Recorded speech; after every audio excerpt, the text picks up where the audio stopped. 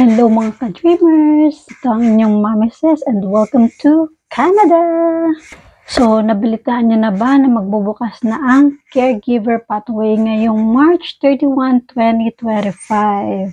Though wala pang nilalabas na complete guidelines para dito. Kaya kung interesado ka, ito ang mga requirements.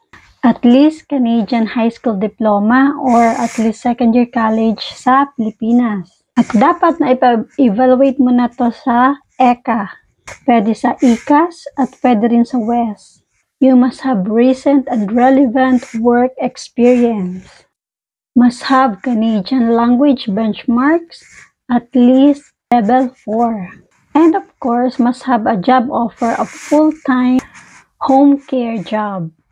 So yun lang, paghandaan nyo po ang pag-open ng Caregiver Pathway. Sana ay nakatulong. Keep the faith and God bless us all. Bye!